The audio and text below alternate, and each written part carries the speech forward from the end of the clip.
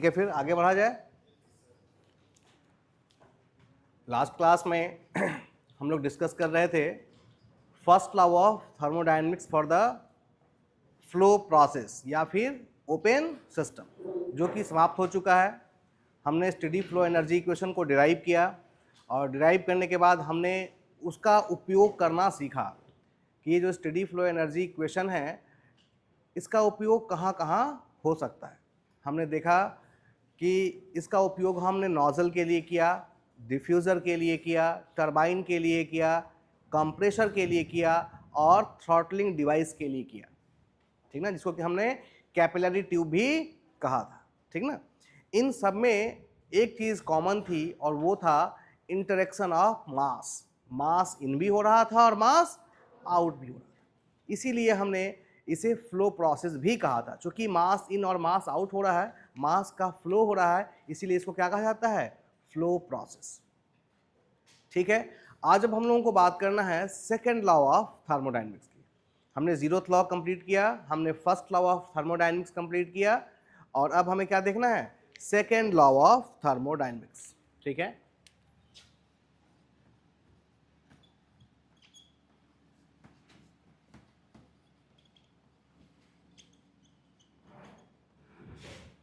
Second law of thermodynamics. जब हम second law की बात करते हैं तो हमारे दिमाग में एक बात आती है कि आखिर ऐसा क्या हुआ कि सेकेंड लॉ की आवश्यकता पड़ी। क्या फर्स्ट लॉ फेल कर गया था? ये बात दिमाग में आई ना कि जब हमारे पास फर्स्ट लॉ ऑफ थर्मोडायनेमिक्स थी तो क्यों हमें सेकेंड लॉ ऑफ थर्मोडायनेमिक्स की आवश्यकता पड़ी। ऐसा कहीं कुछ था क्या कि फर्स्ट लॉ हमारा फेल हो गया या गलत हो गया? ध्यान रहे, अगर वो फेल हो गया होता तो फिर वो लॉ नहीं बनता। लॉ वो होते हैं जो कहीं फेल नहीं होते हैं। ये अलग बात है, उसमें कुछ कमियां रह सकती हैं, उसमें कहीं ना कहीं कुछ कमी थी। यही फर्स्ट लॉ के साथ था। फर्स्ट लॉ गलत नहीं था, लेकिन फर्स्ट लॉ में कुछ कमियां थी और उन कमियों को दूर करने के लिए किसे आना पड़ा, सेकेंड लॉ ऑफ थर्मोडायनेमिक्स को आना पड़ा। बात समझ में आ रही? सेकेंड लॉ की उत्पत्ति क्यों हुई? फर्स्ट लॉ की कुछ कमियां थी, उन कमियों को ओवरकम करने के लिए, कवर करने के लिए किसे आना पड़ा, सेकेंड लॉ ऑफ थर्मोडायनेमिक्स को आना। इसलिए सेकेंड लॉ ऑफ थर्मोडायनेमिक्स को पढ़ने से पहले हमारे लिए यह जानना इंपॉर्टेंट है कि आखिर फर्स्ट लॉ की वो कौन सी कमियां थी जिनको दूर करने के लिए कौन आया, सेकेंड लॉ ऑफ थर्मोडायनेमिक्स। ठीक है, फर्स्ट लॉ ने एनर्जी को डिफाइन किया था। फर्स्ट लॉ ने किसे डिफाइन किया, एनर्जी। उसने कहा कंजर्वेशन ऑफ एनर्जी। और ये बात बिल्कुल सही है कि एनर्जी को ना तो हम क्रिएट कर सकते और ना ही इसे, ये सिर्फ एक रूप से दूसरे रूप में क्या होते रहता है, चेंज होते रहता है। उसकी इस बात में कहीं कोई गलत चीज नहीं, लेकिन कुछ कमियां थी। उसने एनर्जी को परिभाषित किया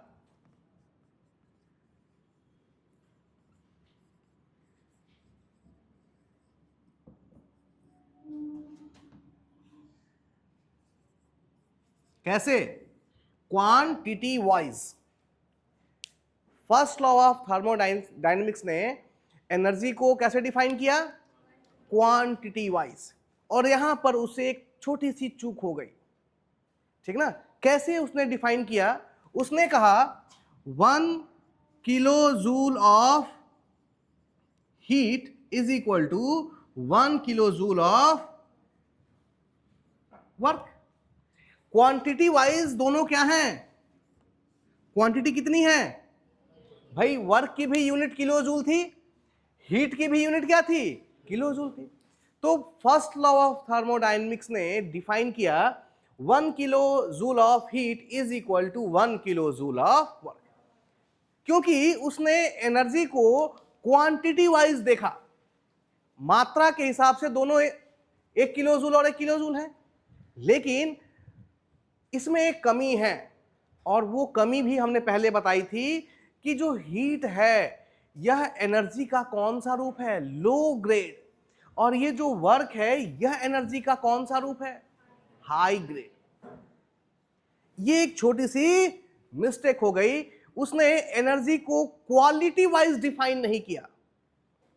इन दोनों ही एनर्जी की, दोनों तो एनर्जी का रूप है, हीट हो या वर्क, दोनों एनर्जी का रूप होते हुए भी क्वांटिटी वाइज दोनों सेम है, but there is a difference in quality. और क्वालिटी में क्या अंतर है भाई? ये जो हीट है ये low grade source of energy का रूप है, जबकि जो वर्क है ये high grade source of energy का रूप है। और हमने पहले पढ़ा था कि हाई ग्रेड को 100% किस में कन्वर्ट किया जा सकता है? लो ग्रेड में। लेकिन लो ग्रेड को 100% कन्वर्ट नहीं किया सकता। यही जाकर बना सेकेंड लॉ। फर्स्ट लॉ की ये जो कमी थी कि उसने एनर्जी को क्वालिटी के चश्मे से नहीं देखा। किसके चश्मे से देखा? क्वांटिटी के चश्मे से देखा। इस गलती को सही करने के लिए कौन आ गया? Kelvin Planck. कौन आए? केल्विन प्लैंक आए, और उन्होंने एनर्जी को और हीट को किस तरह से डिफाइन किया? क्वालिटी वाइज डिफाइन किया। कैसे क्वालिटी वाइज डिफाइन किया समझते हैं। केल्विन प्लैंक ने कैसे दिखाया कि क्वालिटी अलग अलग होगी, समझे थोड़ा सा। 1 kg steam eight 200 degree centigrade और 1 kg steam eight 500 degree centigrade. ठीक है। अगर आप क्वांटिटी वाइज देखें तो दोनों क्या हैं? इक्वल है। क्वांटिटी वाइज दोनों क्या हैं? बराबर। 1 kg एंड 1 kg। तो फर्स्ट लॉ के अनुसार ये दोनों क्या हो गए? इक्वल हो गए, क्योंकि फर्स्ट लॉ ने हीट को और एनर्जी को किस रूप में देखा? क्वांटिटी वाइज देखा था। तो क्वांटिटी वाइज तो दोनों इक्वल है ना, दोनों 1 kg ऑफ हीट है, दोनों 1 kg ऑफ स्टीम है। क्वांटिटी वाइज दोनों सेम है, but what about quality? Both are different. अगर मेरे हाथ पे 200 डिग्री सेंटीग्रेड वाला स्टीम टकराए और 500 डिग्री वाला स्टीम टकराए, तो क्या दोनों से घाव बराबर होगा? हाँ जी, अलग अलग होगा ना। बात समझ में आ रही है? तो क्वांटिटी वाइज तो दोनों सेम है, और क्वांटिटी वाइज सेम किसने बताया? First law of thermodynamics. वहीं पे उसे एक मिस्टेक हो गई। उसे क्वांटिटी के साथ साथ क्वालिटी को का भी ध्यान रखना था, बट उसने नहीं देखा। और इस छोटी सी चूक को सही करने के लिए किसको आना पड़ा? केल्विन प्लैंक को। और इसीलिए सेकेंड लॉ ऑफ थर्मोडायनेमिक्स का पहला स्टेटमेंट है जिसे हम कहते हैं केल्विन प्लैंक स्टेटमेंट। उन्होंने इस एनर्जी को कैसे डिफाइन किया है?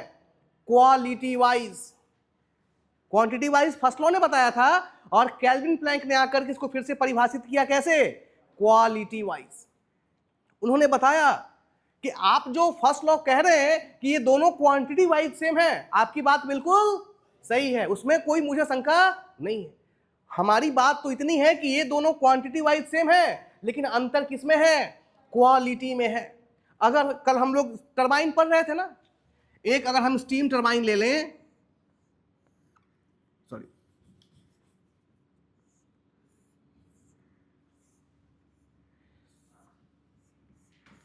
और इसी टरबाइन में यहां से इन कर रहा है कितना? स्टीम एट 200 डिग्री, यहां इन हुआ और यहां आउट हुआ। जब ये स्टीम इस ब्लेड से टकराएगा तो इस शाफ्ट के ऊपर आपको क्या मिलेगा? वर्क मिलेगा। तो जब 200 डिग्री टेम्परेचर का स्टीम 1 kg स्टीम अंदर जाएगा तो कुछ वर्क मिलेगा। उसके बाद हमने कौन सा स्टीम भेजा? 1 kg स्टीम भेजा 500 डिग्री सेंटीग्रेड का, तो पहले W1 और फिर मिला क्या? W2। तो W2 is always greater than W1। ये बता रहा है कि इसकी क्वालिटी हायर है और इसकी क्वालिटी, कल हम लोगों ने पढ़ा था कि टरबाइन का वर्क हमको क्या मिला था? H1 minus H2, change in enthalpy. तो कैसे निकालते हैं? हम क्या करते हैं, this is your point 1 and this is your point 2। यहां से स्टीम इन हुआ और यहां से स्टीम आउट, तो यहां की इंथैल्पी को हम बोलेंगे H1 और यहां की इंथैल्पी को बोलेंगे H2।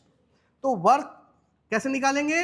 H1 माइनस, क्योंकि टरबाइन का वर्क कितना होता है? Change in enthalpy. बात समझ में आ रही है? तो इस तरीके से हम क्वालिटी को देख सकते हैं। ठीक है, बात समझ में आ रही?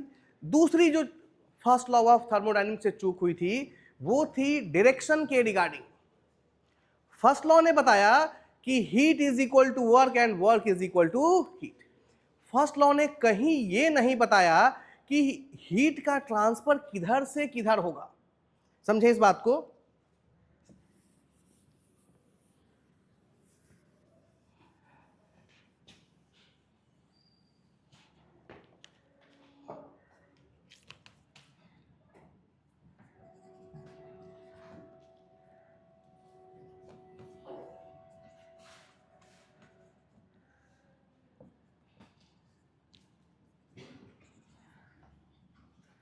अच्छा, इसको तो यहीं से किया जा सकता है।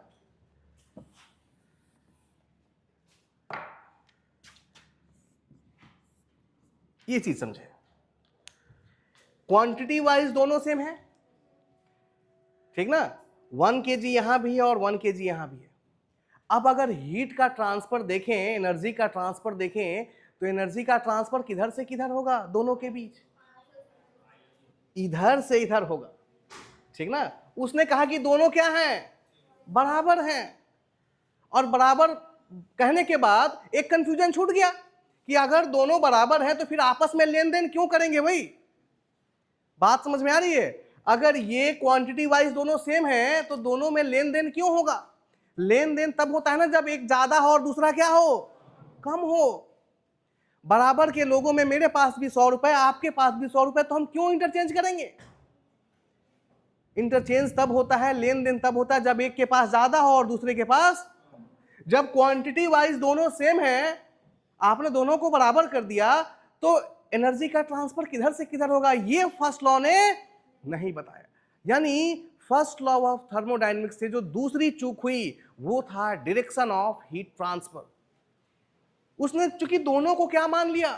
बराबर मान लिया, तो ये डिसाइड करना मुश्किल हो गया कि हीट का ट्रांसफर अब इधर से इधर होगा या फिर इधर से इधर होगा। और इस चूक को सही करने के लिए दूसरे भाई साहब आए जिनका नाम था क्लासियस। क्या नाम था? क्लासियस। और इसीलिए सेकेंड लॉ ऑफ थर्मोडायनेमिक्स का जो दूसरा स्टेटमेंट है वो क्या चीज सही करता है? क्या बताता है? Direction of heat transfer. और ये लॉ, ये स्टेटमेंट किसने दिया? क्लासियस ने दिया। इसीलिए उसे कहते हैं Clausius statement of second law of thermodynamics. बात समझ में आ रही है? तो इन दोनों पॉइंट्स को हमें ध्यान रखना है कि आखिर सेकेंड लॉ की आवश्यकता क्यों पड़ी। फर्स्ट लॉ से कहीं ना कहीं कुछ छोटी छोटी चूक हुई थी, उनको दूर करने के लिए कौन आया? Second law. और चूंकि दो गलतियां हुई थी, पहला क्वालिटी नहीं बताया फर्स्ट लॉ ने, ठीक ना, और दूसरा डायरेक्शन नहीं बताया। और ये दोनों गलतियां क्यों हुई? क्योंकि फर्स्ट लॉ ऑफ थर्मोडायनेमिक्स ने एनर्जी को क्वांटिटी वाइज परिभाषित किया, ठीक ना? क्वांटिटी वाइज उसने दोनों को क्या मान लिया? सेम मान।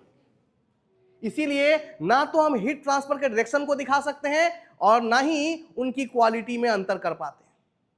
और क्वालिटी को दिखाने के लिए और डायरेक्शन बताने के लिए ही कौन आया? Second law of thermodynamics. तो कॉन्सेप्ट क्लियर है कि फर्स्ट लॉ का एक स्टेटमेंट है, सेकेंड लॉ के दो स्टेटमेंट क्यों है? ये चीज क्लियर हुई। क्योंकि सेकेंड लॉ को फर्स्ट लॉ की दो छोटी छोटी कमियां दिख रही थी, इसीलिए उन दोनों कमियों को दूर करने के लिए सेकेंड लॉ के दो स्टेटमेंट है। बात समझ में आ रही है? आइए अब आगे बढ़ते हैं। सेकेंड लॉ ऑफ थर्मोडायनेमिक्स क्या है और कैसे देखेंगे। सबसे पहले जो हम लोग देख रहे हैं वो क्या है भाई? अच्छा, केल्विन प्लैंक स्टेटमेंट और क्लासियस स्टेटमेंट को समझने से पहले कुछ टेक्निकल टर्म हैं जिन्हें जानना जरूरी है। उनके बेसिस पे ही हम क्लासियस को भी सीखेंगे और केल्विन प्लैंक को भी सीखेंगे, ठीक ना? सेकेंड लॉ ऑफ थर्मोडायनेमिक्स में एक टॉपिक है थर्मल एनर्जी रिजर्वॉयर। क्या टॉपिक है? Thermal energy reservoir. Kelvin Planck statement हो या क्लासिस स्टेटमेंट हो, दोनों को समझने के से पहले हमें किसको समझना होगा? Thermal energy reservoir. इसमें जो टर्म है रिजर्वायर, ये मैंने कई बार आपको डिस्कस किया है कि रिजर्वायर शब्द हम वहां के लिए यूज करते हैं जहां पर कोई चीज असीमित मात्रा में हो। कितनी मात्रा हो? असीमित। यानी अगर हम उससे कुछ ले लें या फिर उसको कुछ दे दें तो उसकी सेहत पे कोई चेंज ना आए। ठीक ना? जैसे मैंने बताया था समुद्र, सी को हम कहते हैं वाटर रिजर्वायर। क्या कहेंगे? क्योंकि इससे हम कितना भी अमाउंट में वाटर ले लें या पर डे कितना भी अमाउंट में वाटर दे दें, इसके लेवल में कोई परिवर्तन नहीं होता। मैंने बताया था दुनिया में हजारों नदियां हैं और सब निकलने के बाद अंत में कहां जा रही हैं? समुद्र में। सभी नदियों का पानी, हर जगह बाढ़ आया हुआ है और अंततः बाढ़ का पानी कहां जाएगा? समुद्र में। तो क्या समुद्र का लेवल बढ़ गया? बरसात में नदियों का लेवल बढ़ जाता है तो समुद्र का भी बढ़ना चाहिए? नहीं। समुद्र का भी सुना है कि 2 फीट ऊंचाई बढ़ गई लेवल? नहीं। मैंने बताया था इसीलिए स्टेशन पर क्या लिखा रहता है? समुद्र तल से ऊंचाई, क्योंकि उसको हम सोना नहीं है भाई साहब। गाल पे हाथ रखोगे तो सो जाओगे। अभी सो तो रहे हो, उठ के घूम के आओ। हाँ जी, बात समझ में आई? समुद्र तल से ऊंचाई क्यों लिखते हैं? क्योंकि वो स्थिर रहता है, उसमें कोई चेंज नहीं होता है। बात समझ में आ रही है? सो रिजर्वायर। अच्छा, यहां पर रिजर्वायर, किस रिजर्वायर की बात कर रहे हैं हम लोग? Thermal energy. यानी एक ऐसा रिजर्वायर जो इनफाइनाइट अमाउंट में आपको हीट दे पाए या फिर इनफाइनाइट अमाउंट में हीट ले पाए। दोनों ही परिस्थिति में उसमें किसमें चेंज नहीं आना चाहिए? उसके टेम्परेचर स्टेट में चेंज नहीं आना चाहिए। क्योंकि थर्मल एनर्जी की बात कर रहे हैं ना, थर्मल एनर्जी का मतलब हीट, और हीट को हम किसे देखते हैं? With the help of temperature. तो थर्मल एनर्जी रिजर्वायर एक ऐसा रिजर्वायर होता है जो हमें इनफाइनाइट अमाउंट में हीट एनर्जी दे भी सकता है और हमसे इनफाइनाइट अमाउंट में हीट एनर्जी ले भी सकता है। ठीक ना? ऐसे बॉडी को हम क्या कहेंगे? उस बॉडी का नाम क्या होगा? Thermal energy reservoir. अगर हम थर्मल एनर्जी रिजर्वायर के टाइप्स की बात करें तो ये होता है source and sink. Thermal energy reservoir अपनी प्रवृत्ति के आधार पर 2 तरह के होते हैं। एक को हम कहते हैं सोर्स और दूसरे को हम कहते हैं सिंक। जो देने की प्रवृत्ति रखता है, जिससे इनफाइनाइट अमाउंट में हीट दी जा सकती है, उसे हम क्या कहेंगे? सोर्स। और जो रिजर्वायर इनफाइनाइट अमाउंट में हीट लेने की क्षमता रखता है, उसे क्या कहेंगे? सिंक। क्योंकि रिजर्वायर वो है जो दे भी सकता है और ले भी सकता है। तो जो थर्मल एनर्जी दे उसे क्या कहेंगे? सोर्स रिजर्वायर कहेंगे। और जो थर्मल एनर्जी ले सके उसे क्या कहेंगे? सिंक का सबसे खूबसूरत एग्जाम्पल है हमारा वातावरण, हमारा एटमॉस्फेयर। जरा सोच के देखो, हर एक गाड़ी से धुआं निकल रहा है और वो धुआं गर्म होता है। हर घर में खाना बन रहा है, किचन है, वहां लगातार आग जल रही है। ठीक ना? इंडस्ट्री चल रही है, चिमनी से लगातार धुआं निकल रहा है। न जाने कितना हीट हम 24 घंटे के अंदर इस एटमॉस्फेयर को देते हैं ना। सारा धुआं, सारी गर्मी, सारा हीट कहां पे आ रहा है? इस एटमॉस्फेयर में। तो क्या अगले दिन सुबह 4 डिग्री टेम्परेचर बढ़ जाता है? क्या बढ़ा? नहीं। इसका मतलब ये जो एटमॉस्फेयर है, इसकी क्षमता क्या है? इनफाइनाइट अमाउंट ऑफ हीट लेने की है, और लेने के बावजूद इसके टेम्परेचर स्टेट में कोई चेंज नहीं होता है। बात समझ में आई कि सिंक रिजर्वायर किसे कहा गया और क्यों कहा गया? इसी तरीके से हमें जानना है क्या? सोर्स। सोर्स वो रिजर्वायर है जो लगातार आपको इनफाइनाइट अमाउंट में हीट देता रहे। फॉर एग्जाम्पल पावर, सन। आप सन को देख सकते हैं। सन सबसे बेहतर एग्जाम्पल है सोर्स को समझने के लिए। सन का टेम्परेचर कितना होता है? कितना टेम्परेचर होता है सन का? लगभग 6000 केल्विन। चेक कर लेंगे एक बार, 6000 केल्विन के आसपास सन का टेम्परेचर है और लगातार वो हमको हीट एनर्जी दे रहा है, लाइट दे रहा है, ठीक ना, बट उसके टेम्परेचर में कोई चेंज नहीं होता है।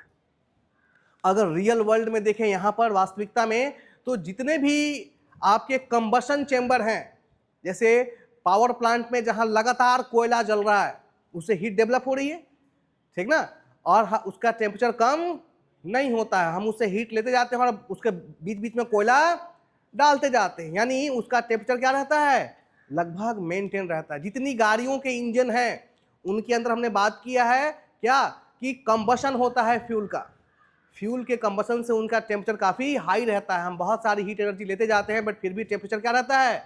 मेंटेन रहता है। तो जितने भी कंबशन चेंबर हैं जहां लंबे समय तक एक टेम्परेचर मेंटेन है, बावजूद इसके कि हम उससे काफ़ी सारा हीट क्या कर रहे हैं? ले रहे हैं, उन सभी को हम कैसे ट्रीट कर सकते हैं? As source reservoir. बात समझ में आ रही है? तो थर्मल एनर्जी रिजर्वायर का कॉन्सेप्ट क्लियर है? जो थर्मल एनर्जी यानी हीट देने की क्षमता रखता हो उसे सोर्स रिजर्वायर कहेंगे, और जो हीट एनर्जी लेने की क्षमता रखता हो उसे सिंक कहेंगे। देने या लेने के बावजूद किसमें बदलाव नहीं होना चाहिए? टेम्परेचर स्टेट में चेंज नहीं होना चाहिए। अगर ऐसा है तो उन बॉडीज को हम क्या कहेंगे? Source and sink. एग्जाम्पल के लिए सन और इधर एटमॉस्फेयर। सिंक के लिए सबसे अच्छा एग्जाम्पल एटमॉस्फेयर हो गया और सोर्स के रूप में हमारा सन हो गया। क्लियर है? सोर्स क्या है एंड सिंक, ठीक है। एक चीज आपको और भी सीखनी है यहां पे, सोर्स हमेशा लगभग वही रहेगा जिसका टेम्परेचर हाई रहेगा। जो हायर टेम्परेचर पे होगा वो क्या होगा? सोर्स होगा, और जो लोअर टेम्परेचर पे होगा वो क्या होगा? एक जनरल कंसेप्शन है कि भाई अगर मेरा टेम्परेचर हाई है, तब चूंकि जनरली ये है कि हीट का ट्रांसफर कहां से कहां होगा? High temperature body to low temperature body. अपने आप अगर होना है तो हमेशा ऐसा ही रहेगा, हाई टू लो। इसलिए सामान्यतः जिसका टेम्परेचर हाई होता है वो क्या बनता है? सोर्स, और जिसका टेम्परेचर लो होता है वो क्या बनता है? सिंक। क्लियर है? बात समझ में आ रही है? आइए,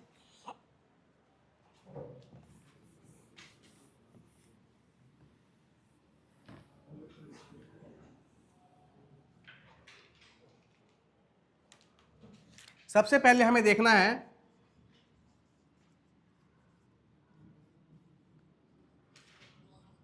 केल्विन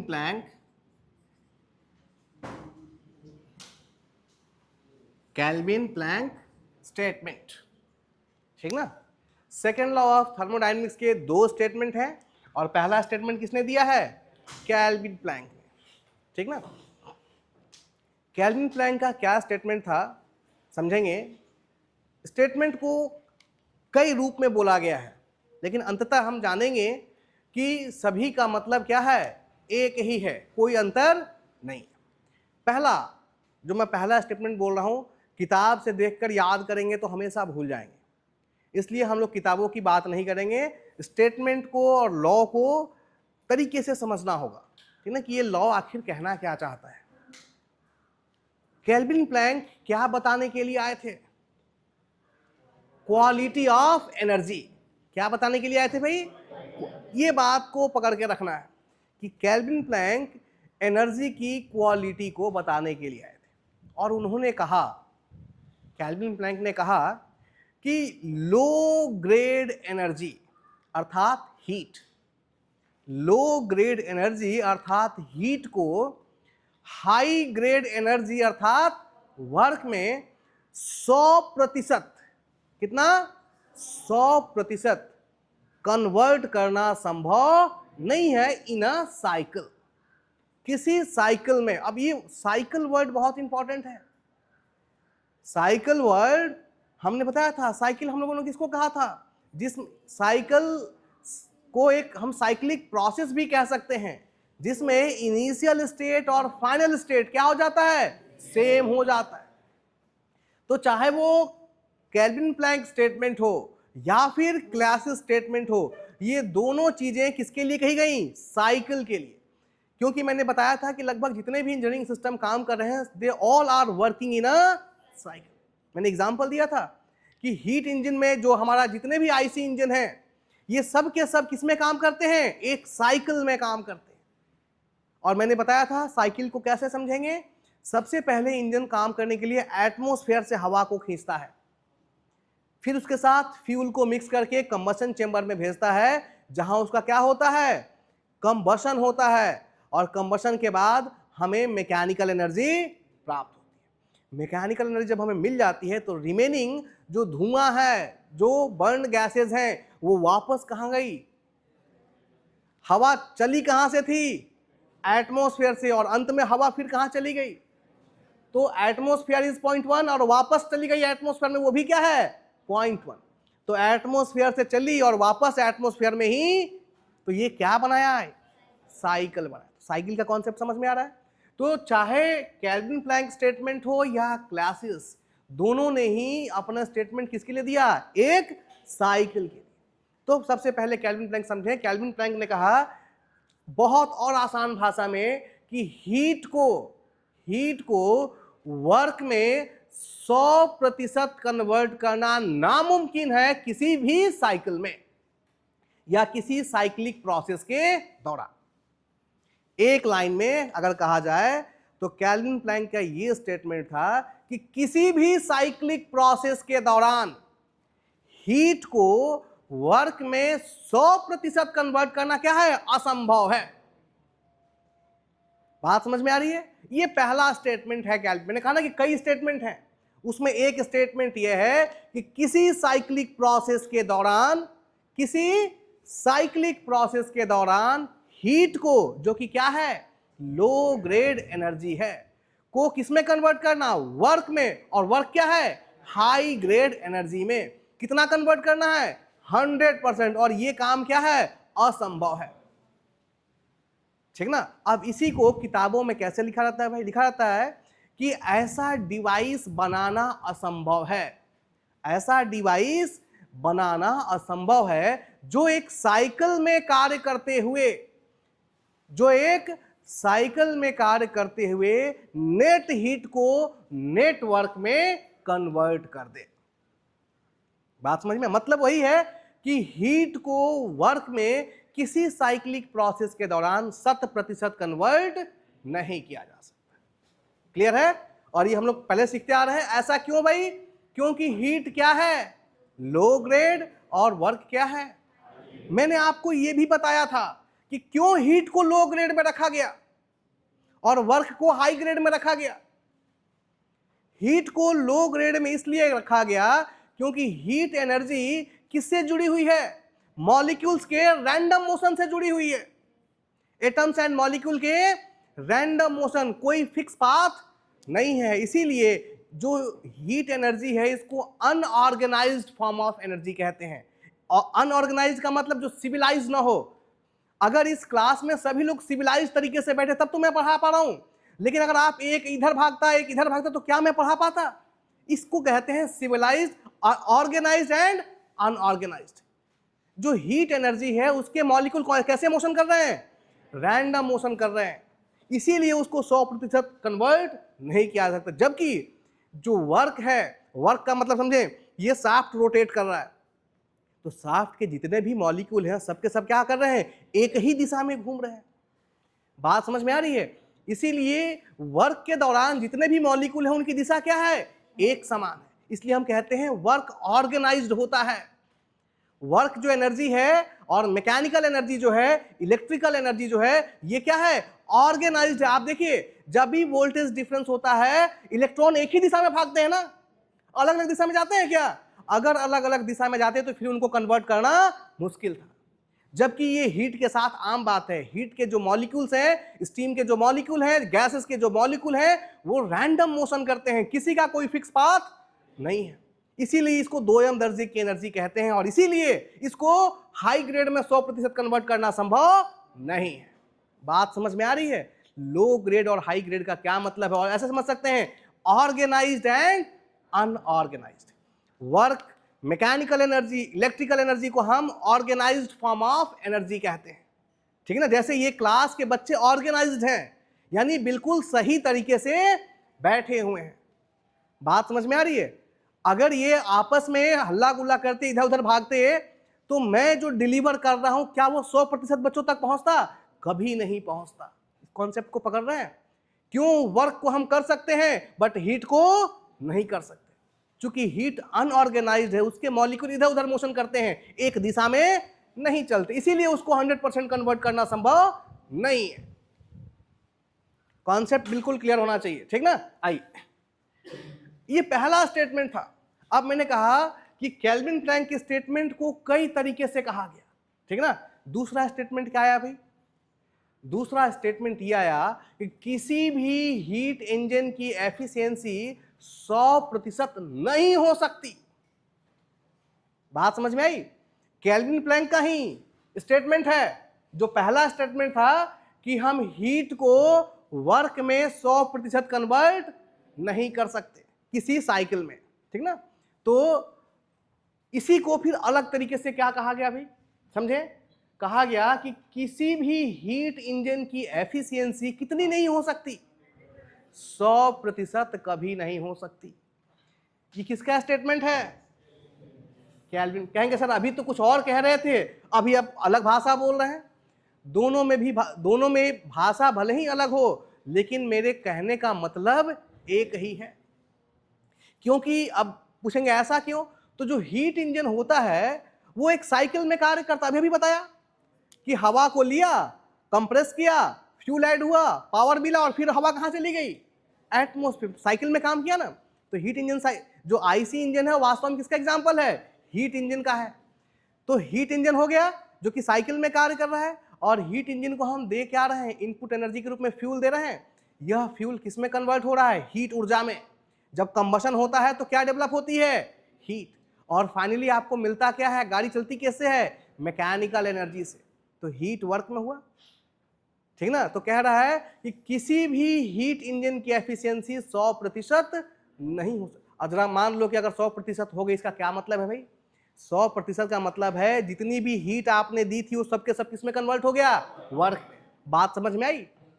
तो दूसरा रास्ता क्या कहने का है कि किसी भी हीट इंजन की एफिशिएंसी 100% नहीं हो सकती। बात खत्म, यहीं पे सेकंड लॉ खत्म हो गया, ठीक ना। और यहां यह कहने की भी आवश्यकता नहीं है कि इन अ साइकिल, हम लोग कह देते हैं, लेकिन जो समझदार है उसे पता है कि हीट इंजन किस में काम कर रहा होगा?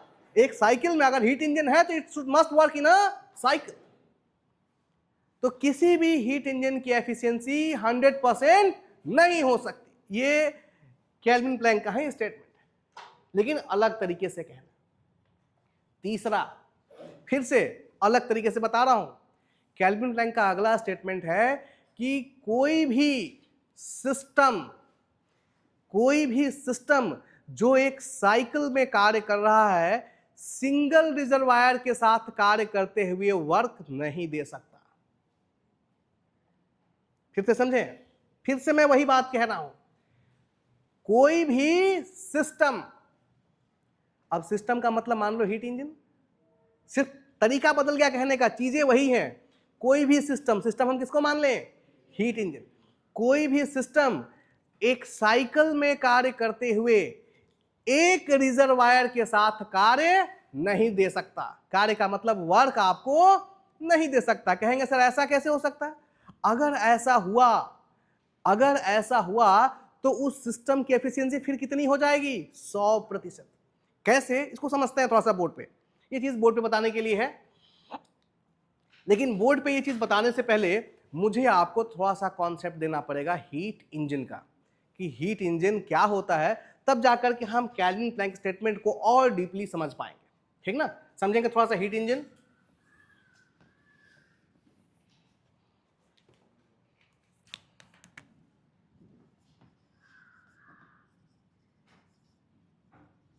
हीट इंजन, ठीक है। एक ऐसा इंजन जो इनपुट के रूप में क्या ले? हीट एनर्जी, और आउटपुट के रूप में क्या दे? वर्क। उस इंजन को ही हम क्या कहते हैं? हीट इंजन कहते हैं, ठीक है। अब आइए देखते हैं कि हीट इंजन कार्य कैसे करता है। कोई भी हीट इंजन हमेशा दो थर्मल एनर्जी रिजर्वायर के बीच कार्य करता है। पहली लाइन जो गांठ बांध के रखनी है, कोई भी हीट इंजन के कार्य करने के लिए दो थर्मल एनर्जी रिजर्वायर चाहिए। कितने रिजर्वायर चाहिए? दो, जिसमें से एक सोर्स बनेगा और दूसरा सिंक बनेगा। ठीक है, तो हमने मान लिया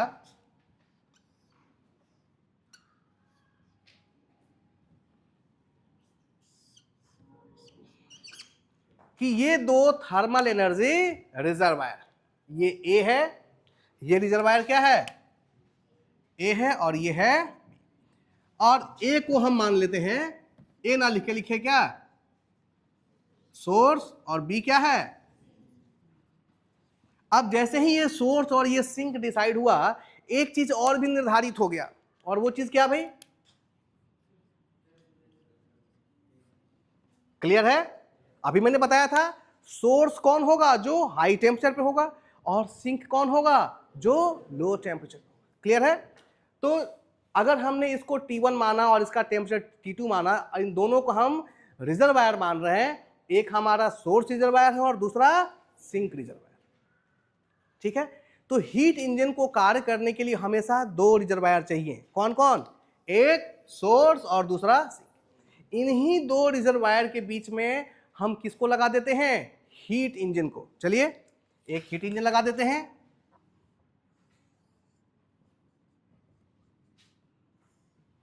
हमने सोर्स और सिंक के बीच में एक इंजन लगा दिया, इसका नाम क्या है? Heat engine. अब हीट इंजन का डिफिनेशन क्या है भाई? कि ये हीट लेगा और फिर उसे किस में कन्वर्ट करेगा? वर्क में कन्वर्ट करेगा। क्लियर है? अब हीट लेगा तो इसको हीट देगा कौन? सोर्स देगा, क्योंकि देने की क्षमता किसके पास है भाई? सोर्स के पास। और सपोज इसने यहां से कितना हीट दे दिया?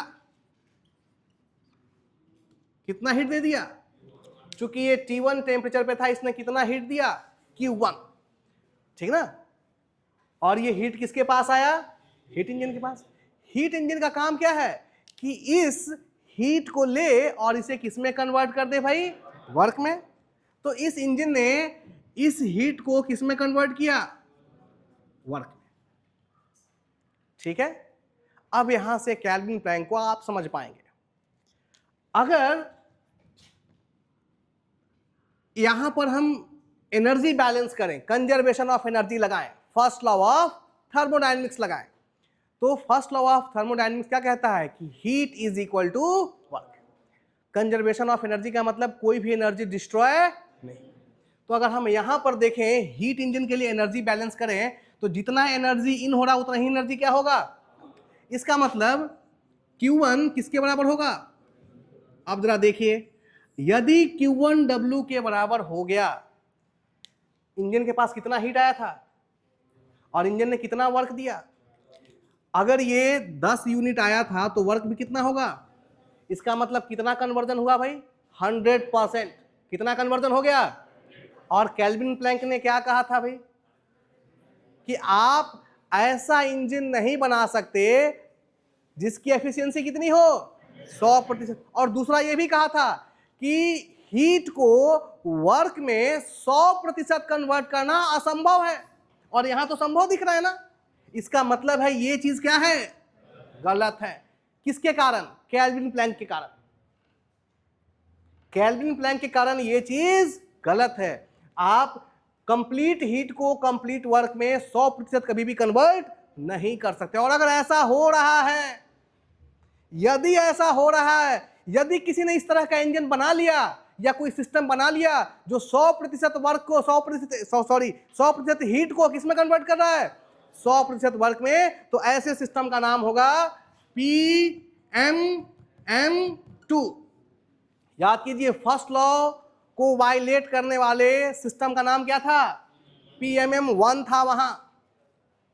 और यहां पर अगर कोई ऐसा सिस्टम बना लेता है जो कंप्लीट हीट को कंप्लीट वर्क में कन्वर्ट कर दे, ठीक ना, तो ऐसे सिस्टम का नाम क्या होगा? PMM2, perpetual motion machine of kind 2। या सेकेंड टाइप, ठीक ना। और ये चीज क्या है, असंभव है। क्यों असंभव है भाई, क्योंकि ये लॉ को वायलेट करता है, ये लॉ को नहीं मानता है। लॉ कहता है कि ऐसा करना संभव, क्योंकि ऐसा करने से, जरा देखो, ऐसा करने से इस हीट इंजन की एफिशिएंसी 100% हो गई है। एफिशिएंसी क्या होती है भाई, output upon input. Efficiency is output upon input, यही होता है ना। अब जरा देखो, इस इंजन का आउटपुट क्या है, इंजन से आउटपुट के रूप में आपको वर्क मिला और इनपुट के रूप में आपने किसको दिया, तो आउटपुट हो गया और इनपुट हो गया, और Q1 किसके बराबर है, दैट इज 1 का मतलब 100%। और केल्विन प्लैंक ने क्या कहा था भाई, कि किसी भी हीट इंजन की एफिशिएंसी 100% नहीं हो सकती। बात समझ में आ रही है, यानी ये चीज क्या है। और इस तरह के इंजन को ही हम क्या कहेंगे, इस तरह के गलत इंजन को क्या कहेंगे, PMM2। यानी PMM2 असंभव है, किसके अनुसार, केल्विन प्लैंक के अनुसार। तो दो स्टेटमेंट क्लियर हो गए। पहला स्टेटमेंट था कि हीट को आप 100% वर्क में कन्वर्ट नहीं कर सकते। दूसरा स्टेटमेंट भी क्लियर हो गया कि किसी भी हीट इंजन की एफिशिएंसी कितनी नहीं हो सकती, 100% नहीं हो सकती। तीसरा स्टेटमेंट जो मैंने कहा कि कोई भी सिस्टम सिंगल रिजर्वायर के साथ कार्य नहीं कर सकता है, या सिंगल रिजर्वायर के साथ कार्य करते हुए वर्क जनरेट करना, ये चीज क्या है, असंभव है। अब इसका क्या मतलब है भाई, मैंने कहा ये देखिए ध्यान से, ये जो सिस्टम है वो सिंगल रिजर्वायर के साथ काम कर रहा है, इसका कोई रोल है क्या, इसका कोई रोल है नहीं, तो इसको मिटा दो। अब जरा देखो, यह सिस्टम कोई भी सिस्टम का मतलब यहां कौन हो गया, हीट इंजन, सिंगल रिजर्वायर के साथ कार्य करते हुए वर्क जनरेट नहीं कर सकता। ये चीज क्या है, असंभव है। इसको बहुत साधारण वे में कहें, हम कह सकते हैं कि single reservoir system can't exist. एक रिजर्वायर के साथ कार्य करने वाला कोई भी सिस्टम एग्जिस्ट नहीं कर सकता। बात में, क्योंकि जब भी एग्जिस्ट करेगा तो उसकी एफिशिएंसी क्या हो जाएगी, 100%। और हीट किस में कन्वर्ट हो जाएगा, 100% वर्क में, जो कि क्या है, असंभव है। तो all these things are the statement of Kelvin Planck. अलग अलग रूप में कहा गया, बट सबका मतलब क्या है, एक ही। अब मैं फिर से तीनों स्टेटमेंट को दोहराता हूं। जब आप सब कुछ समझ चुके हैं तो फिर से दोहरा रहा हूं। पहला स्टेटमेंट कि किसी भी साइक्लिक प्रोसेस के दौरान हीट को वर्क में 100% कन्वर्ट नहीं किया जा सकता, पहला स्टेटमेंट।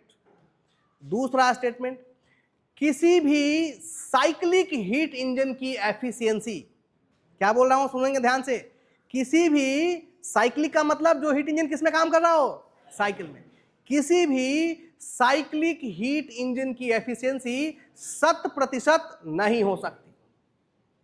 और तीसरा स्टेटमेंट, हम ऐसा या यूं कहें कि कोई भी सिंगल रिजर्वायर सिस्टम एग्जिस्ट नहीं कर सकता, कोई भी सिंगल रिजर्वायर सिस्टम एग्जिस्ट नहीं कर सकता, ठीक ना। ये तीनों स्टेटमेंट किसके हैं, केल्विन प्लैंक। क्लियर है। इस स्टेटमेंट से जो आउटकम के रूप में हमें मिला उसे हम लोगों ने क्या कहा, PMM2। यानी ऐसा कोई भी डिवाइस, ऐसा कोई भी मशीन या कोई भी सिस्टम हम बना लेते हैं जिसकी एफिशिएंसी कितनी हो, 100%, या फिर जो 100% हीट को 100% वर्क में कन्वर्ट करता हो, या फिर जो सिंगल रिजर्वायर के साथ कार्य करता हो, इन सभी मशीनों का एक ही नाम है और वो क्या है, PMM2। या फिर यूं कहें कि ऐसी कोई मशीन जो सेकेंड लॉ ऑफ थर्मोडायनेमिक्स को ना माने, उस मशीन को हम क्या कहेंगे, PMM2, perpetual motion machine of kind 2।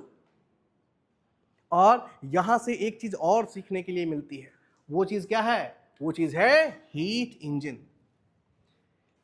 ये सारी चीजें अगर गलत हैं तो फिर लोगों ने पूछा कि सही क्या है। आप ये बताओ ना, आप किस इंजन की कल्पना कर रहे हो? आप कह रहे हो कि इस तरह का इंजन संभव नहीं है, तो किस तरह का इंजन संभव ये भी बताओ। फिर कैल्विन प्लैंक ने कहा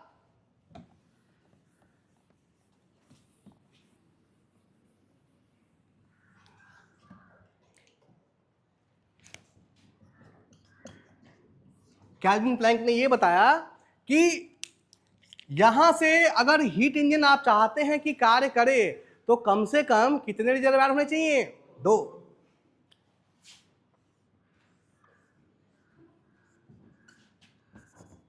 और ये एक दूसरा कौन होना चाहिए? सिंक।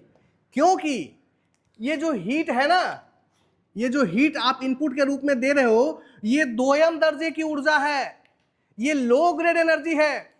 इसको 100% वर्क में कन्वर्ट नहीं किया जा सकता। अगर 100% नहीं कन्वर्ट हो सकता, इसका मतलब कुछ ना कुछ बाहर गया होगा। और बाहर कहां? Q2। बाहर कहां जाएगा? सिंक में। अब जरा ध्यान समझे, सिंक का सबसे बढ़िया एग्जांपल मैंने क्या बताया था? अब जरा ध्यान से सोच के देखो, गाड़ी से के धुएं के साथ जितनी भी एनर्जी हीट निकलती है वो कहां जाती है? सिंक में जाती है, ठीक ना? गाड़ी के इंजन को ठंडा करने के लिए जो हवा आती है, इसको एयर कूलिंग सिस्टम कहते हैं, हम जो गाड़ियों में लगा रहता है, वो हवा भी अंत में कहां जाती है? एटमॉस्फेयर में ही ना। और एटमॉस्फेयर क्या है आपका? सिंक है। यानी इंजन के अंदर कंबशन के फलस्वरूप जितनी हीट डेवलप हुई थी, उसमें से बहुत बड़ा हिस्सा किसके पास चला जाता है? एटमॉस्फेयर में चला जाता है। और जो एनर्जी एटमॉस्फेयर में जा रही वो कौन सी है? Q2। ये वो एनर्जी है जो कहां चली गई? एटमॉस्फेयर यानी सिंक को चली गई। अब बताइए, ये था कैल्विन प्लैंक का स्ट्रक्चर। उसने कहा कि हीट इंजन यदि होगा तो ऐसा होगा, जो भी हीट आप उसको देंगे वो सब संपूर्ण हीट वर्क में कन्वर्ट नहीं, उस हीट का कुछ हिस्सा कहां चला जाएगा? सिंक में। और कुछ हिस्सा ही किस में कन्वर्ट होगा? अब जरा अगर एनर्जी बैलेंस करें यहां पे, ठीक ना, तो जितना एनर्जी इन हुआ उतना ही एनर्जी क्या हुआ? आउट। तो जरा देखिए, अंदर कौन कौन आ रहा है? Q1। और बाहर कौन जा रहा है? W plus Q। From conservation of energy, destroy हुई नहीं। तो इतना एनर्जी आई, उसका कुछ भाग वर्क बन गया और कुछ भाग एटमॉस्फेयर में चला गया। अब देखिए यहां से कितना वर्क मिला आपको? वर्क कितना मिला? Q1 माइनस, जहां Q1 क्या है? इनपुट। और Q2 क्या है? Exhaust energy, input energy. और ये एग्जॉस्ट, एग्जॉस्ट कहां होता है? आप देखिए, जो धुआं निकलता है उसी को हम क्या कहते हैं? एग्जॉस्ट कहते हैं। एग्जॉस्ट कहां हो रहा है? एटमॉस्फेयर। ठीक है, this is the concept of heat engine. बात समझ में आ रही है? जितनी ऊर्जा आई उसका कुछ हिस्सा वर्क में कन्वर्ट होगा और कुछ हिस्सा, फिर से जरा समझो, अगर किसी तरीके से आप इस Q2 को क्या कर दें? 0 कर दें, तो ये क्या बन जाएगा? PMM2 बन जाएगा। अगर ये इसका 0 होते हैं, इसका मतलब ये काम खत्म हो गया इसका। तो जैसे ही ये काम खत्म हो गया, ये सिस्टम किसके साथ काम कर रहा है? सिर्फ किसके साथ? एक रिजर्वायर के साथ। और ऐसे सिस्टम, ऐसे काल्पनिक सिस्टम, ये कभी संभव, ऐसे काल्पनिक सिस्टम को ही हम क्या कहेंगे? PMM2। अब देखो, जैसे ही ये 0 होगा, जैसे ही ये 0 होगा, Q1 किसके बराबर हो जाएगा? और जैसे Q1 वर्क के बराबर होगा तो एफिशिएंसी कितनी हो जाएगी इंजन की? 100%। और 100% किसकी एफिशिएंसी होती है? PMM2 की होती है। जैसे ही Q1 W के बराबर होगा, यानी हीट 100% किस में कन्वर्ट हो गया? वर्क में। ये भी कौन मशीन कर सकता है ऐसा? PMM2 कर सकता है। तो सेकेंड लॉ का कैल्विन प्लैंक स्टेटमेंट समझ में आया? आगे बढ़ा जाए, चलिए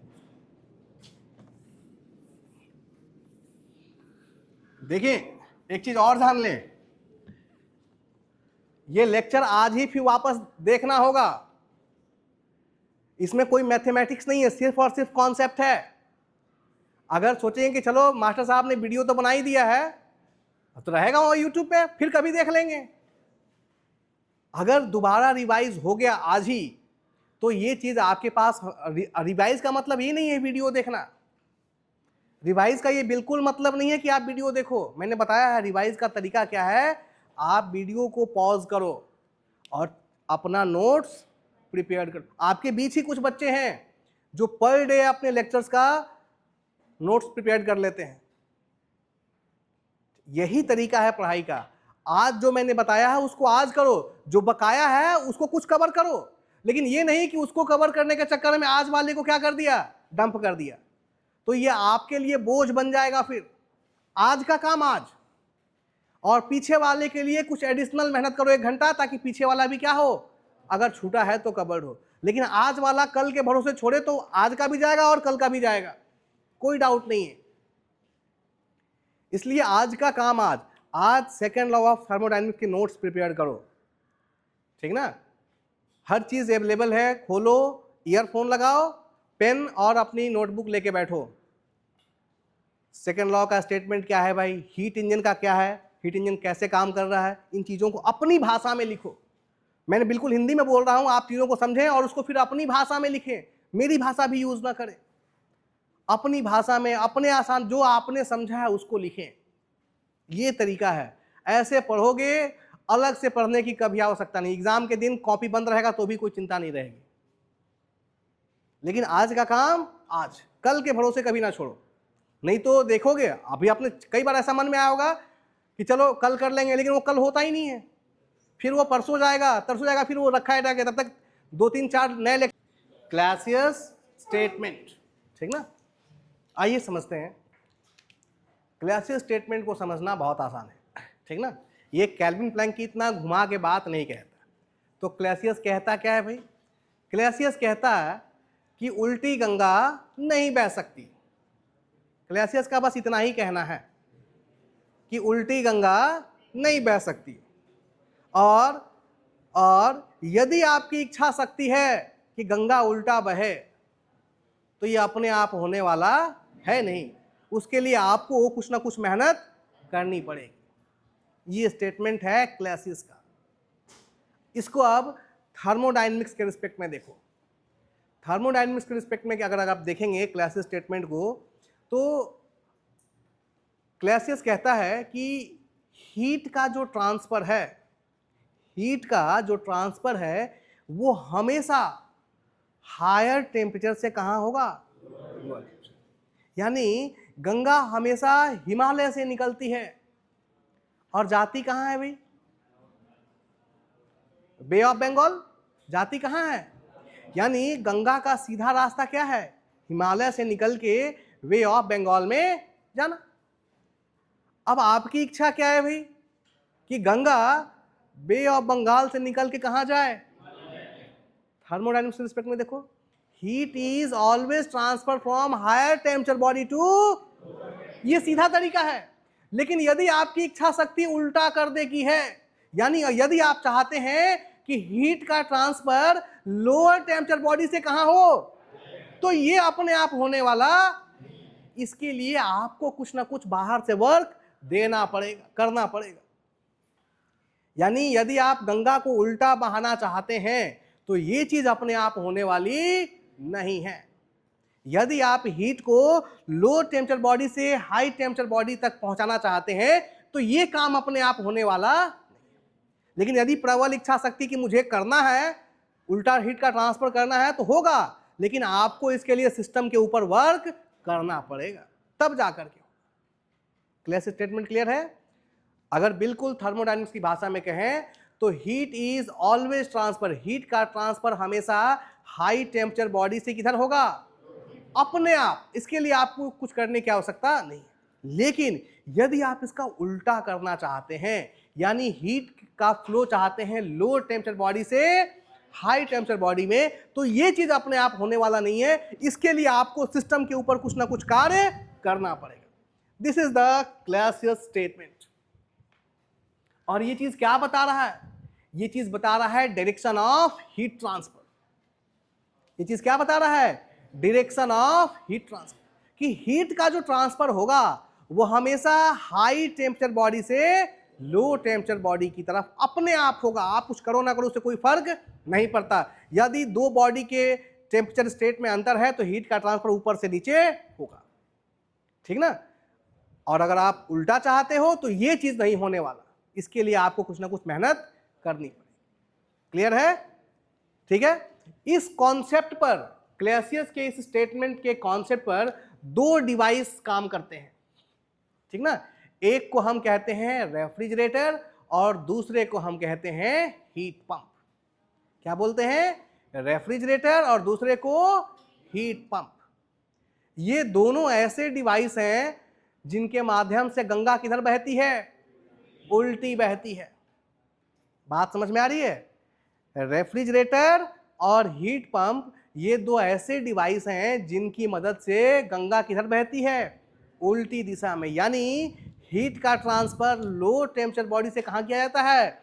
हाई टेम्परेचर बॉडी में किया जाता है। और आपको पता है ये अपने आप तो होगा नहीं, तो इन दोनों ही सिस्टम में वर्क मिलता नहीं है बल्कि वर्क देना पड़ता है, क्योंकि यहां सिस्टम क्या है? उल्टा है। क्लियर है? तो यहां पर हमें वर्क देने की आवश्यकता पड़ती है। क्लियर है? आइए समझते हैं कि रेफ्रिजरेटर क्या है और हीट पंप क्या है। हीट पंप को बहुत आसान भाषा में आप एसी कह सकते हैं। हीट पंप क्या है भाई? एसी। क्लियर है? और रेफ्रिजरेटर तो आपने घर में देखा है, जिसमें आप खाने का सामान ठंडा करते हैं, आइस बनाते हैं, पानी ठंडा करते हैं, कोल्ड ड्रिंक ठंडा करते हैं, वो क्या है आपका? रेफ्रिजरेटर। ठीक ना। आइए समझते हैं कि ये दोनों डिवाइस कैसे काम करते हैं, कैसे उल्टी गंगा बहलाते हैं।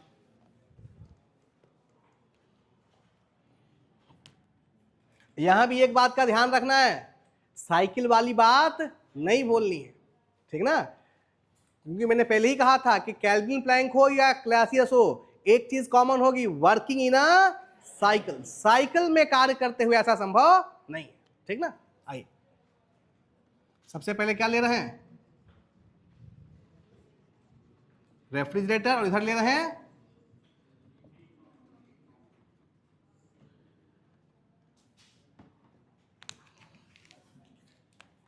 आप देखिए, चाहे रेफ्रिजरेटर हो या हीट पंप, ये दोनों भी, इन दोनों के भी कार्य करने के लिए कितने रिजर्वायर चाहिए भाई? दो। एक होगा सोर्स और एक होगा सिंक। क्लियर है? तो हम यहां पर दो रिजर्वायर लेते हैं,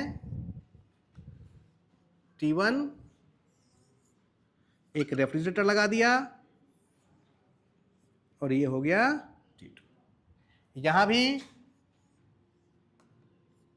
T1, एक हीट पंप लगा दिया, और फिर इधर T2। ठीक है। ये रेफ्रिजरेटर भी दो रिजर्वायर के अंदर काम करेगा, और ये भी दो रिजर्वायर के अंदर कार्य करेगा। बात समझ में आ रही है? अब देखें यहां पर सोर्स कौन है और सिंक कौन है। ठीक है। सबसे पहले रेफ्रिजरेटर को डिस्कस करते हैं। दोनों में एक चीज और भी कॉमन है, दोनों में आपको वर्क क्या करना है? देना है, क्योंकि यहां लो टेम्परेचर बॉडी से हीट लेके किसको दे रहे हैं? High temperature body. सबसे पहले हम इसको देखते हैं, this is for this T1 is greater than T2। यहां पर T1 बड़ा है और T2 क्या है? छोटा है। बात समझ में आ रही है? अगर T1 बड़ा है और T2 छोटा है तो हीट का फ्लो अपने आप कहां से कहां होगा? कहां से कहां? T1 से T2। और चूंकि ये रेफ्रिजरेटर है, ये उल्टी दिशा में हीट का ट्रांसफर करेगा, यानी T2 से कहां करेगा? T1। अब जरा समझे, ये जो T1 T2 है, ये दो बॉडी कौन से हैं? ठीक ना।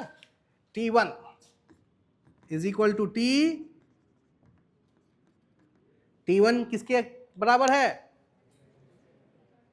T एटमोस्फेयर, ठीक ना।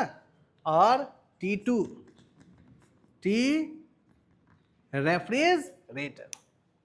ठीक है, समझे। फ्रीज खोलेंगे तो फ्रीज के अंदर ऊपर एक बॉक्स नुमा आकृति होती है जिसमें हम बर्फ जमाते हैं, ठीक ना। उसी के टेम्परेचर को हमने क्या माना है? T2 of refrigerator. T2 का मतलब है टेम्परेचर ऑफ रेफ्रिजरेटर। और जब फ्रीज को बंद कर देंगे, दरवाजे के बाहर क्या है? सराउंडिंग, फ्रीज के बाहर क्या है? सराउंडिंग का मतलब एटमॉस्फेयर, वातावरण। उस वातावरण के टेम्परेचर को हमने क्या माना है? अब आप देखते हैं फ्रीज के बाहर गर्मी रहती है और फ्रीज खोलते हैं तो फ्रीजर क्या रहता है? ठंडा रहता है। बात समझ में आ रही है? ठीक है, क्लियर है, समझे? तो ये T2 किसका टेम्परेचर है? रेफ्रिजरेटर, यानी फ्रीज के भीतर जो चैम्बर बना है उसका है। अब यहां पर आपने कटोरी में एक कटोरी पानी रख दिया, फ्रीज के भीतर आपने क्या कर दिया? पानी रख दिया, ठीक ना? अब पानी का टेम्परेचर नॉर्मल टेम्परेचर था पहले और आपने इसको यहां रख दिया, क्लियर है? हीट का ट्रांसफर अपने आप कहां से कहां होगा भाई? देखो थोड़ा सा चीजों को समझो। ये है आपका घर में लगा हुआ रेफ्रिजरेटर, ठीक है जी? भीतर का टेम्परेचर, यहां जो चेंबर लगा हुआ है इसका टेम्परेचर कितना है? कितना है? T2। और बाहर एटमॉस्फेयर का टेम्परेचर कितना है? आपको पता है T1 is greater than T2। तो हीट का ट्रांसफर अपने आप कहां से कहां होगा? बाहर से। अगर आप फ्रीज को खोलेंगे तो देखेंगे उसके साइड वॉल काफी मोटे बनाए गए हैं, ठीक ना? और कभी पुराना रेफ्रिजरेटर देखेंगे, उसके साइड को तोड़ के देखेंगे तो उसमें ग्लास ऊल भरा होता है, which is a type of insulator. वो दीवार इसलिए मोटी बनाई जाती है ताकि हीट का ट्रांसफर बाहर से भीतर ना हो सके। एक चीज गांठ बांध के रख लें कि आप दीवार को कितना भी मोटा क्यों ना बना लें, कितना भी इंसुलेशन क्यों ना डाल दें, यदि अंदर और बाहर में टेम्परेचर का डिफरेंस है तो हीट का ट्रांसफर 100% होगा। यदि आप उसको अच्छे से इंसुलेट करते हैं तो रेट ऑफ हीट ट्रांसफर क्या हो जाएगा? कम हो जाएगा, लेकिन कभी भी जीरो नहीं हो सकता। तो आपने रेफ्रिजरेटर की बॉडी कितनी भी अच्छी बना ली है, फिर भी हीट का ट्रांसफर बाहर के वातावरण से कहां पे होगा? रेफ्रिजरेटर के भीतर, क्योंकि बाहर का तापमान ज्यादा है और अंदर का तापमान क्या है? कम है। बात समझ में आई? अब आपने मान लीजिए अंदर रेफ्रिजरेटर में खाने का सामान रख दिया, खाने का सामान रख दिया और दरवाजा क्या कर दिया? बंद कर दिया। तो आपको लगता है कि अब वो चीज ठंडी रहेगी, तो ऐसा नहीं है, क्योंकि बाहर एटमॉस्फेयर से लगातार हीट कहाँ आ रहा है? भीतर। और आप चाहते हो कि आपका सामान ठंडा हो तो आपको क्या करना होगा? जितनी हीट बाहर से अंदर घुस रही है उतनी ही हीट को अंदर से उठा के कहां भेजना होगा? बाहर। अब देखिए, अंदर से हीट को बाहर ले जाना है, अंदर का टेम्परेचर कितना है भाई? और बाहर का कितना है? बाहर ज्यादा है। अब रेफ्रिजरेटर को क्या करना होगा? लो टेम्परेचर से हीट को निकाल करके कहां भेजना होगा? और ये चीज अपने आप नहीं होगी। क्लियर है? इसके लिए आपको सिस्टम के ऊपर वर्क करना। अब जरा देखो, ये है लोअर टेम्परेचर, यानी फ्रीज के भीतर का टेम्परेचर। यहां से आपको हीट को क्या करना है? निकालना है। सपोज यहां से आपको कितना हीट निकालना है? Q2। ये टेम्परेचर कितना है? 2 है, तो यहां से कितना हीट निकालना है? Q2। और इस हीट को लो टेम्परेचर से निकाल के कहां भेजना है? तो ये काम अपने आप होगा? इसके लिए आपको सिस्टम पे वर्क करना। आपने यहां वर्क किया। अब देखिए, एरो चेंज कर दिया मैंने, ये वर्क बता रहा है, ये वर्क कहां हो रहा है? सिस्टम के ऊपर। इसके पहले हीट इंजन में ये एरो बाहर की तरफ था और इस बार हमने एरो क्या कर दिया? यानी अब ये वर्क सिस्टम के ऊपर हो रहा है। और क्यों हो रहा है भाई? क्योंकि हमें लो टेम्परेचर से इस हीट को निकाल के हाई टेम्परेचर तक पहुंचाना है, और इसीलिए हमने सिस्टम के ऊपर वर्क करना पड़ेगा। ये बात किसने बताई थी? क्लैसियस ने, कि अगर गंगा को उल्टा बहाना है तो कुछ ना कुछ वर्क करना। तो वही वर्क हम यहां कर रहे हैं, क्योंकि हम यहां गंगा उल्टा बहाना चाह रहे हैं। लो टेम्परेचर से हीट को निकाल के कहां भेजना चाहते हैं? High temperature. तो जब ये वर्क W आया तो यहां पे हीट कितना गया? Q1। और कुछ हीट किसके पास पहुंच गया? T1 के पास, ठीक ना? तो ये जो कॉन्सेप्ट है ये किसका है? रेफ्रिजरेटर का। रेफ्रिजरेटर में हम लो टेम्परेचर बॉडी से हीट को निकाल के कहां भेजते हैं? हाई टेम्परेचर बॉडी को। यानी फ्रीज के भीतर से गर्मी को खींच करके कहां भेज देते हैं? फ्रीज के बाहर। आप कहेंगे सर फ्रीज के बाहर कहां जाता है भाई? फ्रीज के पीछे खड़ा होके देखिएगा, फ्रीज के दरवाजे के पीछे खड़ा होइएगा। एक तरफ तो दरवाजा है और दूसरी तरफ फ्रिज के पीछे आप जाके छू के देखें, वो एरिया क्या होता है? गर्म होता है, क्योंकि वहां से हीट कहां जा रही है? एटमॉस्फेयर में जा रही है। बात समझ में आ रही है? तो इस तरीके से हमारा कॉन्सेप्ट काम करता है। दूसरा चीज, चाहे रेफ्रिजरेटर हो या हीट पंप, यहां पर हम एफिशिएंसी नहीं निकालते हैं। जैसे हीट इंजन में हमने क्या निकाला था? एफिशिएंसी, आउटपुट बटा। यहां पर हम, वहां पर दोनों एनर्जी का स्वरूप सेम रहता है। हीट इंजन में आपने हीट दिया था और आपको क्या मिला था? वर्क। यहां पर हमें परफॉर्मेंस मिलता है, इफेक्ट मिलता है, या तो कूलिंग इफेक्ट या फिर हीटिंग इफेक्ट। अगर रेफ्रिजरेटर है तो जो भी आपने वर्क दिया उसके बदले आपको क्या मिला? कूलिंग इफेक्ट मिला। और यदि हीट पंप है तो जो भी आप वर्क खर्च कर रहे हैं उसके बदले में आपको क्या मिलता है? Heating effect. इसीलिए चाहे रेफ्रिजरेटर हो या हीट पंप हो, यहां हम एफिशिएंसी नहीं निकालते हैं, यहां एक टर्म निकालते हैं, इसका नाम होता है COP, coefficient of performance.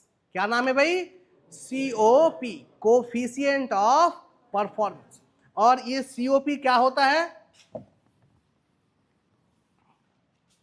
COP होता है desired effect upon work input. COP का डिफिनेशन क्या है? COP is the ratio of desired effect upon work. अब बात आती है कि ये डिजायर्ड इफेक्ट क्या होता है? डिजायर का मतलब है हमारी इच्छा। डिजायर का क्या मतलब है? हमारी। रेफ्रिजरेटर हमने क्यों लगाया था? ताकि यहां पर खाने के सामान को हम क्या कर सके? ठंडा कर सके। और ये सामान क्यों ठंडा रहा? क्योंकि यहां से हमने कितना हीट निकाला था? Q2 हीट निकाला। तो यहां हमारा डिजायर्ड इफेक्ट कौन बन जाएगा? Q2। बात समझ में आ रही है? तो COP किसका?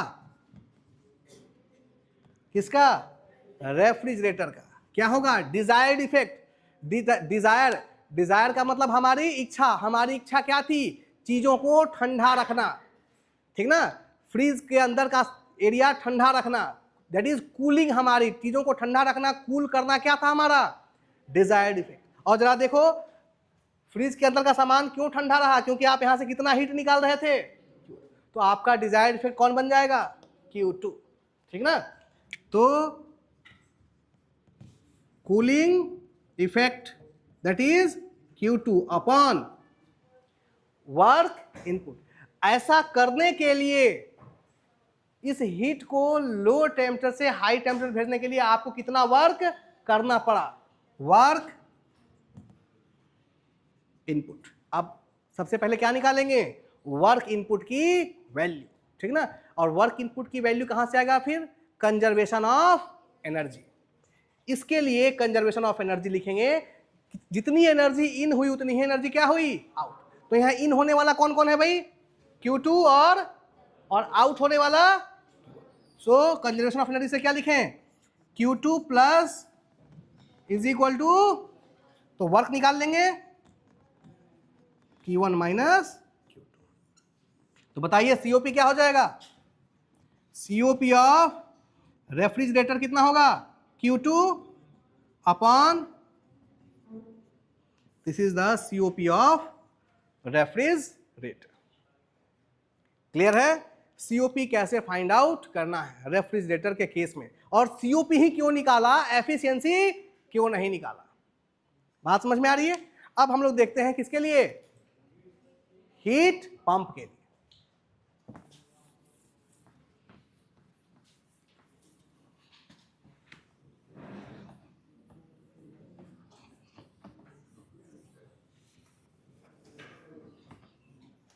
आई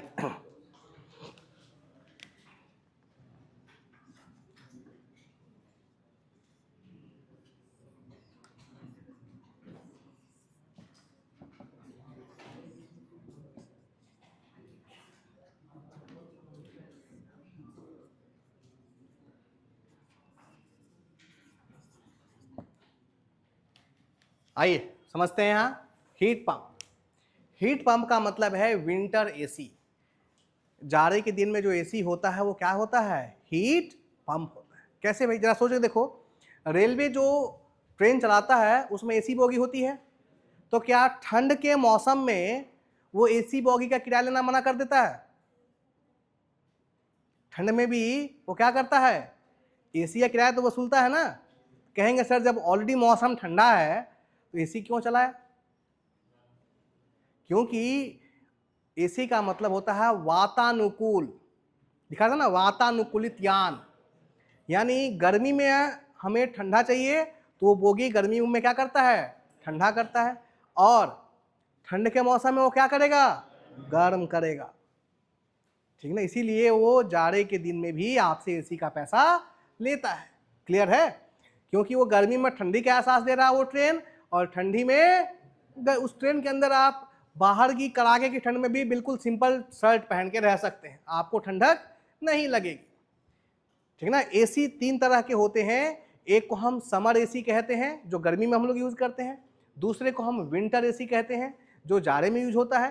ठीक ना। और एक होता है year around AC. Year around में दोनों को क्या किया जाता है? कंबाइंड कर दिया जाता है। एक बटन से ही वो गर्मी का बन जाता है और फिर उसी बटन से ठंडे का बन जाता है।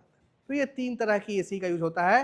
रेलवे में जो यूज होता है वो ईयर अराउंड एसी होता है, यानी उसको आप सेम एसी को गर्मी में भी यूज कर सकते हैं और उसी एसी को आप ठंडक में भी यूज कर सकते हैं। क्लियर है? आइए समझे। यहां पर again heat pump 2 thermal energy reservoir के बीच कार्य कर रहा है।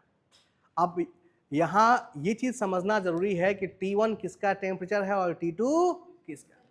यहां पर again T1 is greater than T2। T1 बड़ा है और T2 छोटा है। मैंने कहा किसको दिमाग में ले आइए? विंटर एसी को। यहां पर T2 is equal to T atmosphere. जाड़े के दिन की बात कर रहा हूं। जाड़े के दिन में वातावरण का टेम्परेचर क्या हो जाता है? ठंडा हो जाता है, तभी तो आपको ठंडक लगती है। और T1 किसका टेम्परेचर है? रेलवे के उसी बोगी का है। जाड़े के दिन में बाहर का ठंडक के मौसम में 10 डिग्री टेम्परेचर है और कमरे का एसी बोगी का टेम्परेचर कितना है? 30 डिग्री। तो 30 डिग्री ज्यादा हो गया ना, तो T1 बड़ा है, यानी T1 क्या है? T ऑफ, हम क्या कह सकते हैं? Room temperature. जाड़े के दिन में एसी बोगी का टेम्परेचर क्या रहता है? हाई, और बाहर के वातावरण का टेम्परेचर क्या रहता है? लो। ठीक है। अब जरा देखिए, बाहर लो टेम्परेचर है और अंदर हाई, तो अपने आप हीट का ट्रांसफर कहां से कहां होगा भाई? हायर से लो। तो कमरे में कौन है? इंसान। और कमरे से हीट का ट्रांसफर होकर कहां जा रहा है? एटमॉस्फेयर में। तो क्या होगा? धीरे धीरे इंसान के शरीर का तापमान 37 डिग्री होता है। हमारे शरीर से हीट निकल के कहां जाएगी? बाहर, क्योंकि बाहर का टेम्परेचर कितना है? 10 डिग्री। और कब तक होता रहेगा ऐसा? जब तक कि हमारे बॉडी का तापमान 10 डिग्री, हाँ जी सोना नहीं है, जब तक बाहर का तापमान कितना हो जाए? बाहर का तापमान हमारे तापमान के बराबर ना हो जाए, तब तक हीट का ट्रांसफर क्या होता रहेगा? चलता रहेगा। अगर आपको इसको रोकना है तो क्या करना होगा? जितना हीट हमारे शरीर से निकल के बाहर जा रहा है उतना ही हीट बाहर से खींचकर कहां ले आए? कमरे के भीतर। तो कमरे का तापमान क्या रहेगा? एक जैसा बना रहेगा। ये कॉन्सेप्ट समझ में आ रही है? रेलवे बोगी के अंदर इंसान है और मानव के शरीर का तापमान कितना है? 37। बाहर ठंडक के मौसम मान लो 10 डिग्री का टेम्परेचर है, तो हीट का ट्रांसफर तो अपने आप होगा ना, हाई टू। हमारे शरीर से गर्मी निकल के कहां जाएगी? एटमॉस्फेयर में। क्लियर है? अब जब भी ऐसा होगा तो हमारे शरीर का तापमान क्या होगा? डाउन होगा, तो हमें ठंडक महसूस होगी। और हमने एसी का पैसा दिया है, तो एसी जो मशीन लगी हो क्या करेगी? जितनी हीट कमरे से निकल के बाहर गई है उतनी ही हीट को वापस खींच के कहां ले आएगी? कमरे में। अब जरा देखो, बाहर से हीट खींचना है, बाहर का टेम्परेचर कितना है, और खींच के कहां लाना है? कमरे में कितना टेम्परेचर है भाई? 37 डिग्री। तो लो टेम्परेचर से हीट को खींच के कितने पे लाना है? High temperature. तो क्या ये अपने आप होगा? इसके लिए आपको सिस्टम के ऊपर वर्क करना। अब T2 हो गया किसका टेम्परेचर? एटमॉस्फेयर। सामान्यतः हमने मान लिया कि 10 डिग्री पे है, यहां से हीट खींचना है, और कितना हीट खींचा है आपने? Q2। और इसको कहां पहुंचाना है? रूम के अंदर पहुंचाना है, जो कितने टेम्परेचर पे है? तो ये अपने आप होगा नहीं, इसके लिए आपको सिस्टम के ऊपर वर्क। तो देखिए वर्क का डायरेक्शन फिर हमने दिखाया है ऑन दी सिस्टम। इतना जब आपने वर्क किया तो ये Q2 हीट से जो आप था कितना हीट पहुंचा? Q1 हीट पहुंच रहा है। यानी जितना आपने हीट लिया था उससे वो हीट नहीं पहुंचता, उससे कुछ अलग हीट कहां पहुंचता है? कमरे में पहुंचता है। ठीक है, तो सबसे पहले अगर यहां आप कंजर्वेशन ऑफ एनर्जी लगाएं तो क्या आएगा भाई? जरा देखिए कौन कौन आ रहा है?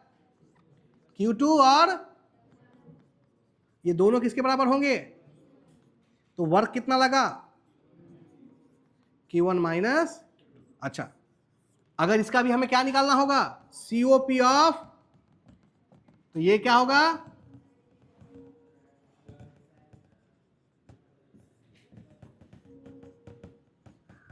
Work input. ना ये जो डिजायर्ड इफेक्ट है यहां पर क्या है?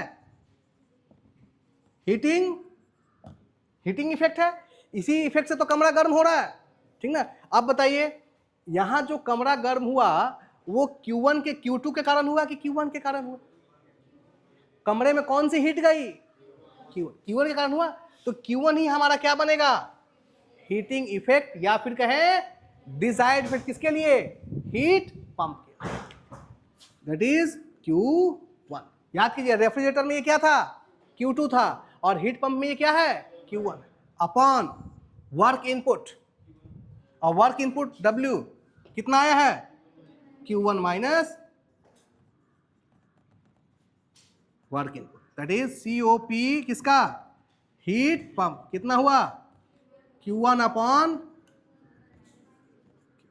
This is the COP of heat pump. बात समझ में आई? इस तरीके से आप COP निकाल पाते हैं रेफ्रिजरेटर का एंड हीट पंप का। क्लियर है ना? एक इंपॉर्टेंट रिलेशन है,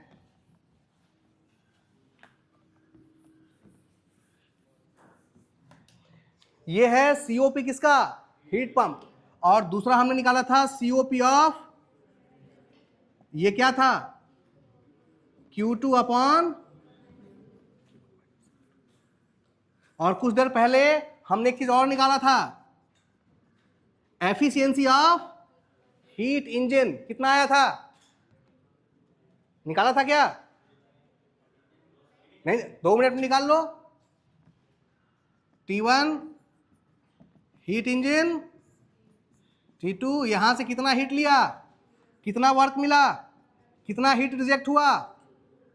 तो efficiency of heat engine is equal to output बटा इनपुट। आउटपुट में क्या मिला है आपको?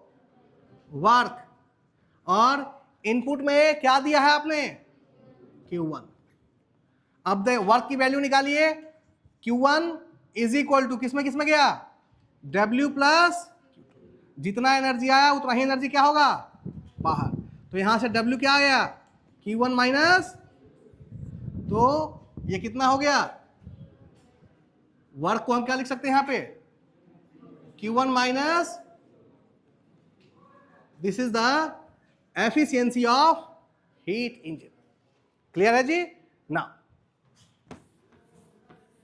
अब अगर इन तीनों रिलेशन को आप ध्यान से देखें, तीनों रिलेशन को ध्यान से देखें तो आपको एक फाइनल रिलेशन मिलता है। क्या भाई?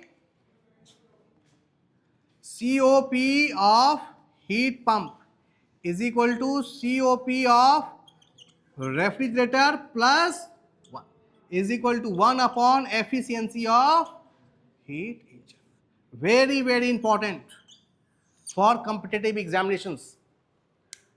ये रिलेशंस पे न जाने कितने न्यूमेरिकल प्रॉब्लम पूछे जाते हैं, ठीक ना? दर्जनों न्यूमेरिकल प्रॉब्लम इस रिलेशनशिप के ऊपर पूछा गया है।